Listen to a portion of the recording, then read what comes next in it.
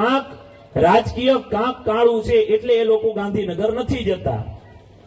સુકમ ગાંધીનગર નથી જતા એનું હું તમને કારણે કહીશ, અને સાથે ઉપવાસ આંદોલનમાં બેઠેલાને બે હાથ જોડી વિનંતી કરીશ કે આ સરકારનો ભરોસો ન કરજો. મેં કર્યો છે, મારા ગામે ભરોસો કર્યો છે આ સરકારનો. આજે અમે 8 મહિના એટલે દુઃખી થયા હતા, અને આજે અમે ભરોસો કર્યો ને એટલે તમારે અહીંયા બેસવું પડ્યું, તમારે ઉપવાસ આંદોલન બેસવું પડ્યું. એનું કારણ અમે છીએ કે અમે આ સરકારનો ભરોસો કર્યો. એક વાર નહીં, 2 વાર નહીં, 4 વાર હું ગાંધીનગર ગયો છું. પંચાયત થી કરી અને પાર્લામેન્ટ સુધી સરકારને અમે આવેદન પત્ર આપ્યા, સરપંચને આપ્યા, કલેક્ટરને આપ્યા, બધા જ ને આપ્યા, છતાં પણ હજી સુધી નિર્ણય નહીં. ક્યારે નિર્ણય નહીં? અમે ગયા ને ત્યારે ગાંધીનગર, અમે ગાંધીનગર ન ગયા હોત ને, એમને અહીંયા બોલાયા હોત ને તો નિર્ણય આવી ગયો હોત. આજે આ લોકો એટલે નથી જતા, આમને ભરોસો છે કે આ સરકાર છે વાંઢિયાની અંદર 8-8 મહિના સુધી ખેડૂતની બેન દીકરીઓને ઢસડી અને પોલીસ સ્ટેશને લઈ ગયેલા છે.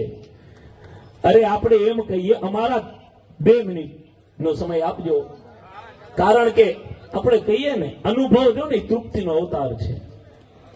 આપણે નારી શક્તિ, આ લોકો એમ કે નારી શક્તિ, બેટી બચાવો, બેટી પઢાઓ, અને અમારા ધારાસભ્યનો પુત્ર એમ કે ખેડૂતોએ આંદોલનમાં 2-5 પૈસા હાટું અહીંયાની બેન દીકરીઓને આગળ કરી દીધી હતી.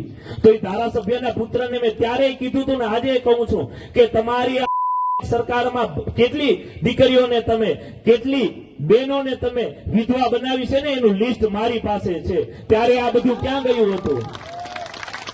કેટલી બેન દીકરીઓને નોકરી નથી મળી એ અમને ખબર છે. કેટલી તમે ચમચાગીરી, કેટલી લાગવગો હલાવી અને નોકરી દો છો એ અમને ખબર છે.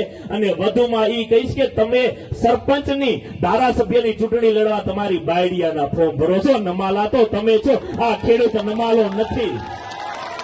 તમે એમ કહો કે ખેડૂત 5-25 લાખ હાટો એની બેન દીકરીને આગળ કરી દે છે, તો ખેડૂત એની બેન દીકરીને આગળ નથી કરતો. એની બેન દીકરીને ખબર છે કે આ ધરતી પુત્ર અમે છીએ, ધરતી અમારી માં છે, એટલે એ માં એની રક્ષા કરવા જાય છે, એટલે આગળ કરી છીએ અમે.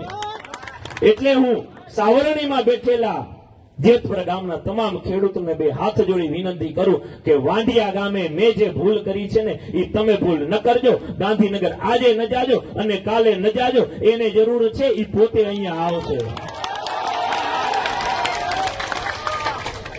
થોડું એક જ હવે વાત કરી, વાતને વિરામ આપીશ, પણ એની પહેલા એક વચન માંગુ છું. જો વાત સાચી લાગી હોય તો વચન આપજો, અને હા કે નામાં પહેલા જવાબ દો કે આ સરકારનો ભરોસો કરાય કે ન કરાય. પાછળ વાળાને છે ભરોસો? એમ તમે જવાબ દો તો ખબર પડે. આ સરકાર ઉપર ભરોસો ન કરાય ને તો ત્યાં કને જવાય? એક જે તે સમયે ગીત આવ્યું હતું, મારાથી બ્રાહ્મણ તરીકે ન ગવાય પણ છતાં આજે કહી દઉં કે બુલાતી હે લેકિન જાના નથી સાંભળ્યું તમે? ન જવાય. બુલાતી હે લેકિન મગર જાના નહીં. એ આ સરકાર છે, જજો નહીં, બોલાવશે, બધું કરશે, બદનામે કરશે. અમને ખૂબ બદનામ કર્યા, માર્યા, કૂટ્યા, જે થાય એના. મેં તે દીએ કીધું હતું ને આજે કીધું હતું કે અમે ખેડૂત છીએ, ન્યાય માટે લડી છીએ, લડવાના છીએ. હરામનું જોતું નથી અને હકનું અમે ક્યારે ઉછળવાની છે સરકાર, એને ભય છે. બરાબર? આ રાજકીય પક્ષ નથી એટલે આપણે બીજી કોઈ ચર્ચા લાંબી કરાય નહીં. હકીકત હોય એ આપણે વાત કરી નાખી છે. બીજું વચન એક ઈ હું માંગુ છું આપ સૌથી કે આજે સાવરણીમાં બેઠા છે આંદોલન કરવા માટે, એ એમના માટે નહીં. બીજું એક કાલના સમાચાર એવા હતા કે જેતપુર, એની પહેલા લગભગ અઠવાડિયા પહેલા જેતપુર અને કોટ ગામને ઓફર હતી કે તમારા 2 ગામનું અમે પતાવી દઈએ, તમે માંગો એ અમે આપી દઈએ. ઈ અમને સ્વીકાર નથી. જેતપુરને કાલે ટાવર દીઠ 2 કરોડ રૂપિયાની ડિમાન્ડ આવી. સાચી વાત છે? પણ આ ખેડૂતનો દીકરો બાપુ કહેવાય, જેને કહી દીધું અમારે 2 કરોડ એકલાના નહીં, અમારા આખા ગુજરાતને જડે ને તો જ જોયે ને તો 1 રૂપિયો ન જોઈએ. અને અત્યારે સત્તા પક્ષમાં બેહવા હારુંથી વિપક્ષમાં ફોર્મ ભર્યું હોય ને તો પૈસા હારું ઈ ફોર્મ પાછા ખેંચી લ્યો. ઈ નમાલા તમે છો, આ જેતપુરના ખેડૂતો ઈ નથી. એકવાર બે હાથ ઉપર કરી અને આ ઉપવાસ આંદોલન, કારણ કે ઉપવાસ આંદોલન ઉપર આ ભૂખ્યા છે ને, પીડા આયાને નથી થતી. પીડા આયાની ઘરે જે એમની માં બેન દીકરીઓ જે છે ને એને જે તકલીફ જે પીડા થાય છે ને એ મને અનુભવ છે, કારણ કે હું બેઠો છું ઉપવાસ આંદોલન ઉપર.